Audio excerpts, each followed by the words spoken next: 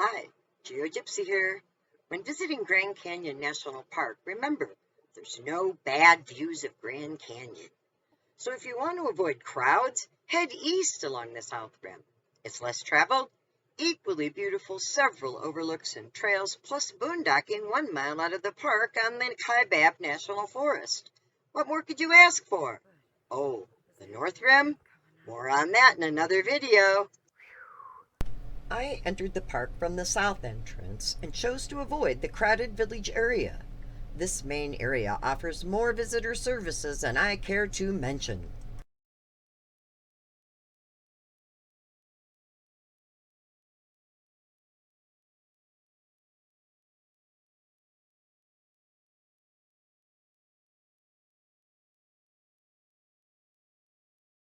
I drove east along Desert View Drive. There is also an east entrance from Cameron. There are a few small pullouts on the opposite side of the road, but they're not always easy to park a big rig like mine. Some have trees and bushes so tall there's no views of the canyon at all.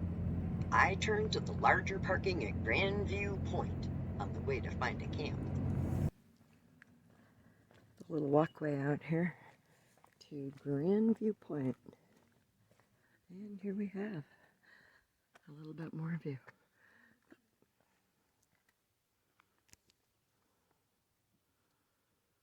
Looking down canyon. All you have to do is stay at an overlook more than 2 minutes and you can pretty much beat the crowds. Since this morning's view, we have some more clouds, so got some nice light and shadow patches happening down there in the canyon as well from Grandview Point. In 1890, Pete Berry staked the Last Chance mine claim about 2,600 feet below us on Horseshoe Mesa. The Miners Trail is now a hiking trail into the inner canyon. Berry later built the Grandview Hotel for adventuresome tourists. Personally think there are better grand views like the other three to the east. You know what? It's been a long day and I've been driving since almost 8 o'clock this morning, and now it's after 5. So I'm gonna go find a camp.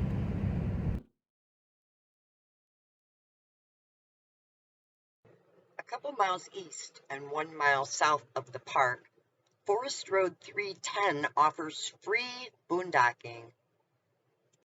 While on the Kaibab National Forest, I climbed Grandview Fire Lookout Tower, had easy access to the Arizona Trail, and returned to the rim several times visiting overlooks.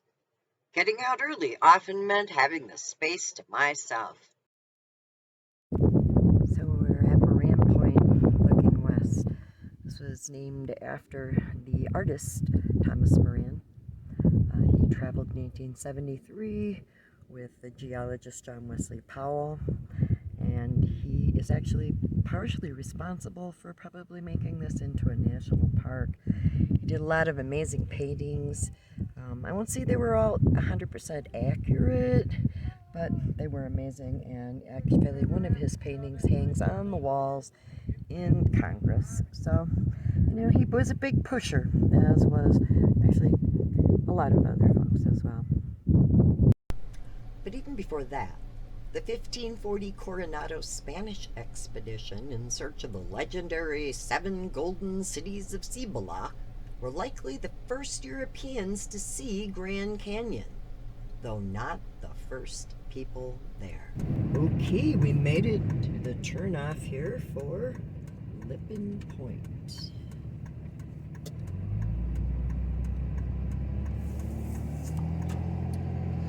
Look at them amazing clouds. Whoa, we got some more beautiful stuff happening today again. I hope there's a decent parking place here. Coming into the parking lot and hoping. You know, when you park in these places, you make it so we can't park. Thank you.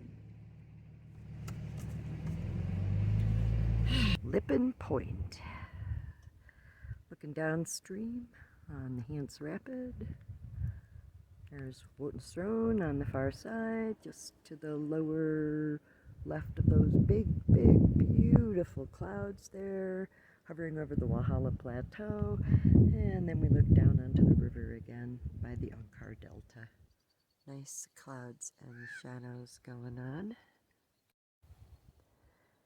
I always like the patchiness that happens in the canyon when there's clouds. It really brings out the topography of the land here. And we are looking down at the river. I love the expansive views from Lippin Point. To the west, the inner gorge reveals the oldest rock at 1.75 billion years.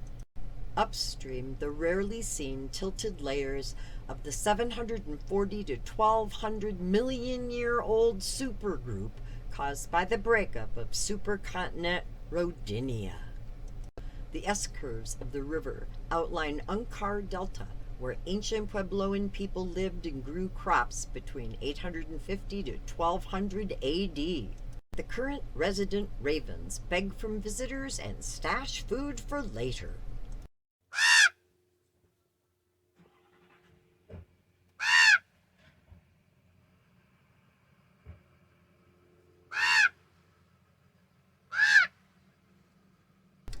The setting sun cast highlights to the east, where I headed next, to Desert View Watchtower. I made a quick drive east to Desert View, but it wasn't so much the watchtower I wanted as much as to catch sunset from this furthest east overlook. Desert View Watchtower. And its amazing view to the north.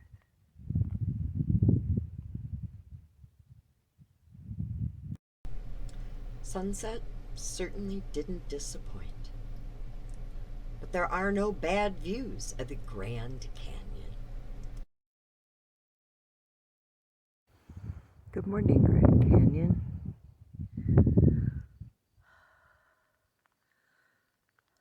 Sunrise at the tower.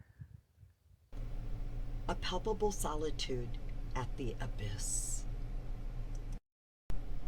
The watchtower was designed by Mary Coulter and constructed in 1932. Made to look like a native tower, the interior was painted by Hopi artist Fred Kubota. Narrow stairs lead up to views of the canyon.